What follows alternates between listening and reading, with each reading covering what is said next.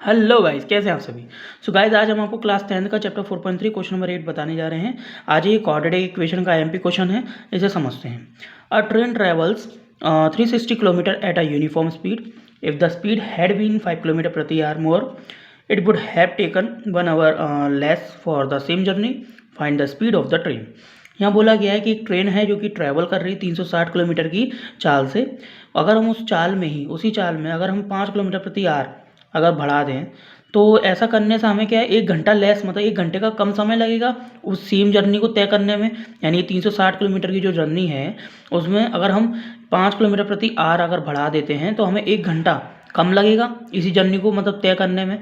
तो बोला जा रहा है कि find the speed of the train. तो ये बोला जा रहा है कि अगर ऐसा करते हैं तो हमें हमारी स्पीड क्या होगी, हमें ये बताइए। चलिए, तो जो चीज़ हमें बताने को बोला गया हमें वो चीज़ फाइंड आउट करनी है। तो मैंने यहाँ लिख लिया है, लेट कर लिया the speed of the train x kilometre प्रति आवर एंड देन डिस्टेंस इसकी 360 किलोमीटर है, तो मैंने लिख दी है। और जब बात आ रही स्पीड और डिस्टेंस की, तो बेटा इसमें समय कितना लगा हमें, तो समय निकालने के लिए हमें कौन सा फॉर्मूला दिया जाता है, टाइम इक्वल में डिस्टेंस अपॉन स्पीड होता है। तो यहाँ पर है ना, टाइम इक्वल में डिस्टेंस अपॉन स्पीड है, तो डिस्टेंस कौन है 360 और स्पीड कौन है बेटा x है। तो ये एक हो गया, हमारा हो गया ना। चलिए, अगर एक ये हो गई है बेटा, तो आ जाइए नेक्स्ट हम दूसरे की बात करते हैं। टाइम जो है वो घंटे में आता है बेटा, तो ये घंटे में शो होगा, ठीक है। चलिए, अब जैसे ही क्वेश्चन में बोला है कि यहाँ पर स्पीड में अगर हम इस मतलब 360 किलोमीटर की जो स्पीड से चल रही थी जो ट्रेन, तो उसमें अगर हम 5 किलोमीटर प्रति आवर अगर हम बढ़ा देते हैं तो हमारा 1 घंटा कम हो जाएगा। तो बेटा अगर मैं न्यू स्पीड की बात करूँ अकॉर्डिंग टू क्वेश्चन, तो बेटा न्यू स्पीड हमारी हो जानी चाहिए, इनने बोला है ना 5 किलोमीटर प्रति आवर अगर हम बढ़ा दें स्पीड में, तो स्पीड क्या मानी है हमने, लेट एक्स मानी है। तो एक्स में 5 किलोमीटर प्रति आवर अगर बढ़ाया तो एक्स प्लस 5 हो जाएगा बेटा, है ना। और जब न्यू स्पीड अगर एक्स प्लस 5 है तो डिस्टेंस तो भाई सेम ही रही है, तो इसका टाइम कितना होना चाहिए बेटा, टाइम हमारा होगा डिस्टेंस अपॉन स्पीड।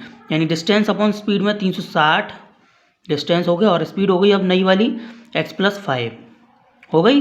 तो ये दो टाइम आ गए, तो इस वाले टाइम को टाइम 1 मान लेते हैं, इस वाले को टाइम 2 मान लेते हैं। चलिए, अब दूसरी बात करते हैं। जैसे कि क्वेश्चन ने बताया कि अगर स्पीड में 360 किलोमीटर की चाल से जब कोई ट्रेन चल रही थी, तो उसकी स्पीड में अगर 5 किलोमीटर प्रति आवर अगर बढ़ा दिया जाए तो हमें 1 घंटा मतलब 1 घंटा कम लगेगा उस जर्नी को तय करने में जिसमें 360 किलोमीटर की थी, है ना। तो कहने का अर्थ ये हुआ कि अगर हम ये 360 किलोमीटर जो दिख रहे मतलब ये न्यू जर्नी है और जो पुरानी जर्नी है, यानी हमें बोला गया है कि ये वाली जो जर्नी है इसमें अगर हम इतना मतलब x प्लस के 5 यानी कि 5 किलोमीटर प्रति आवर अगर हम अगर बढ़ा देते हैं स्पीड में इस वाली जर्नी में, तो हमें यहाँ पर 1 घंटा कम लगेगा। तो बेटा अगर हम देखा जाए, अगर हम इसमें से अगर इसको लेस कर दें, यानी पुरानी में से नई जर्नी को अगर हम लेस करते हैं, तो हमारा ये 1 घंटे के बराबर होगी कि नहीं होगी। तो बेटा हम यहाँ लिख सकते हैं अकॉर्डिंग टू क्वेश्चन 360 अपॉन में x माइनस के 360 अपॉन में x प्लस के 5, और ये किसके बराबर होगी बेटा, 1 के बराबर होगी कि नहीं होगी ना। क्योंकि हमें बोला जा रहा है कि जब पुरानी स्पीड में से अगर हम जैसे कि मान लो पुरानी स्पीड में इन्हें 5 किलोमीटर प्रति आवर अगर हम एक स्पीड बढ़ा देता है तो हमें 1 घंटा कम लगेगा, सीधी बात है। तो अगर हम पुरानी स्पीड में से अगर नई स्पीड को अगर लेस करते हैं तो हमें 1 घंटा मतलब 1 घंटे के बराबर होगी, मतलब इसके इस जो समय लग रहा है 1 घंटा कम का उसके बराबर हो जाएगी ना हमारी इन दोनों का डिस्टेंस, यानी इन दोनों का डिफरेंस जो भी होगा वो 1 के बराबर होगा इसके, है ना। चलो, इतनी सी बात समझ में आ गई हो तो बेटा फटाफट सब इसको क्वाड्रेटिक इक्वेशन में कन्वर्ट करके हम इसकी यहाँ पर स्पीड फाइंड आउट करने के लिए x की वैल्यू निकालते हैं। तो चलिए बेटा आ जाइए, इसका एलसीएम ले लेते हैं। तो इसका एलसीएम लेंगे तो बेटा आ जाएगा x और x प्लस 5। देखिए, इसमें से इसका डिवाइड करो तो यहाँ पे x प्लस 5 का ऊपर हो जाएगा मल्टीप्लाई 360 ब्रैकेट में x प्लस 5 माइनस के, इसमें से गए तो जी x बचेगा ऊपर यानी 360 x हो जाएगा इक्वल में 1। ठीक है, इतनी सी बात आपको समझ में आ गई। चलिए कैंची गुणा करते हैं बेटा, कैंची गुणा करा तो बेटा ये यहाँ जाएगा और ये नीचे जाएगा, यानी कि 360 x प्लस के 5 माइनस के 360 x इक्वल में जी यहाँ आ जाएगा। तो बेटा x एक्स प्लस के 5 आ गया। चलिए नेक्स्ट पेज पे इसको सॉल्व करते हैं। आप बच्चे सोच रहे होंगे सर ने ये रेलगाड़ी कैसे चला दी। कोई दिक्कत नहीं है, अभी पहले क्वेश्चन वाली रेलगाड़ी वाला हम क्वेश्चन सॉल्व कर लें, फिर बाद में बात करेंगे, ठीक है। अब चलिए 360 का इंटू अंदर कर दीजिए, तो 360 इंटू एक्स में करा तो 360 एक्स प्लस 360 का इंटू अपन ने 5 में करा तो बेटा सीधी सीधी बात है, एक जीरो लगाओ।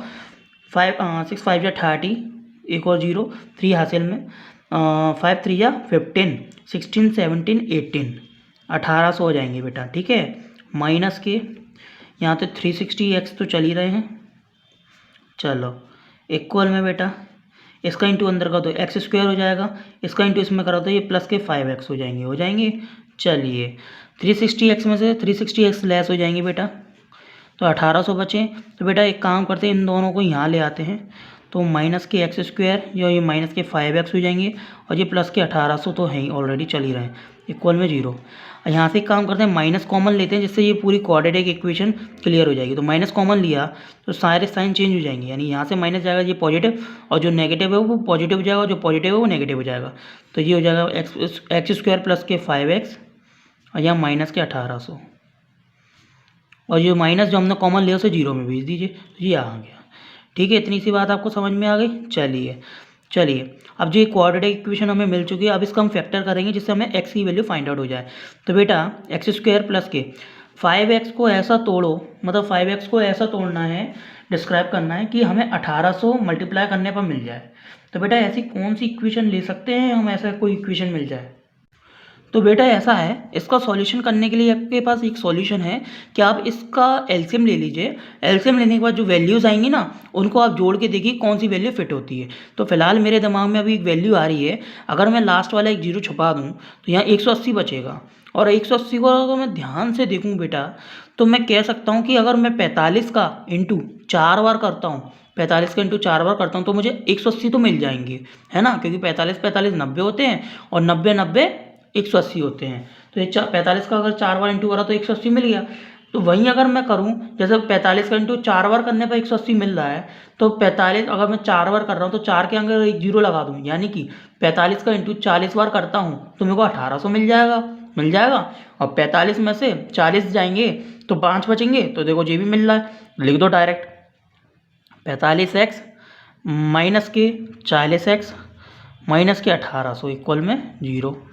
आ गई बात समझ में। दो का पेयर बना लो, यहाँ से x कॉमन ले लो, x प्लस के 45, यहाँ से माइनस के बेटा 40 कॉमन ले लो, तो ये x जैसे माइनस कॉमन लिया तो अंदर प्लस हो जाएगा, और 40 कॉमन लिया तो यहाँ से तो 40 जाएंगे तो x बचेगा, और यहाँ 40 का डिवाइड मारा तो बेटा यहाँ 45 बचेगा, इक्वल में 0। ये दोनों ब्रैकेट कॉमन दिख रहे हैं तो एक ब्रैकेट कॉमन ले लेते हैं, तो x प्लस के 45 हो जाएंगे, और जो बचा हुआ है उसको एक साथ कर दो, यानी x माइनस के 40 हो गए, इक्वल में 0। तो बेटा इसको अलग अलग सेपरेट करके सॉल्व करते हैं। x प्लस के 45 इक्वल में बेटा हो गए 0, कॉमा x माइनस के 40 इक्वल में हो गए बेटा 0। यहाँ हमने इसको इक्वल के बाहर भेजा तो माइनस के 45 हो जाएंगे बेटा, एक x की वैल्यू जो आ गई, और एक यहाँ पर इसको माइनस वाली चीज़ को हमने इक्वल के बाहर भेजा तो ये पॉजिटिव हो जाएंगे, एक x की वैल्यू ये आ गई। अब बात यहाँ पर आती है बेटा कि यहाँ पे जो पहली वाली जो वैल्यू है, ये वाली वैल्यू आपकी पॉसिबल नहीं है, यानी इसे हम रिजेक्ट कर रहे हैं, ठीक है। और इस वाली को पॉसिबल करेंगे, यानी इसे हम सेलेक्ट करेंगे। क्यों? क्योंकि आपको पता है कि हमने जो फाइंड आउट करी है x, मतलब जो हमने लेट किया था, क्या किया था, स्पीड लेट करी थी अपन ने, तो स्पीड कभी भी नेगेटिव में नहीं आती है, वो पॉजिटिव ही रहती है। तो इसी रीज़न से यहाँ पे हम ये वाला जो नेगेटिव वाला जो आंसर आया ना, उसे हम रिजेक्ट करते हैं, और जो पॉजिटिव आया उसे सिलेक्ट करते हैं। तो ये आंसर आपका रियल है, यानी 40 आपका आंसर कहलाएगा, ठीक है। चलिए, अगर वीडियो पसंद आ रही हो तो बेटा लाइक शेयर सब्सक्राइब जरूर कीजिएगा, और उससे पहले जैसे 40 जो आंसर हमारा जो आ गया है, तो बेटा आप ज़रूर लिख दीजिएगा यहाँ पे नीचे the speed of the train, x kilometre है ना, तो यहाँ पे आप लिख दीजिएगा the speed of the train x equal में 40 किलोमीटर प्रति आवर, ठीक है, ये जरूर लिख दीजिएगा। चलिए गाइस, अगर आपको वीडियो पसंद आ रही है तो लाइक शेयर सब्सक्राइब जरूर कीजिएगा इस तरह की अमेजिंग वीडियो डेली पाने के लिए। एंड चलते हैं, मिलते हैं नेक्स्ट वीडियो में, तब तक के लिए आप लोगों को गुड लक।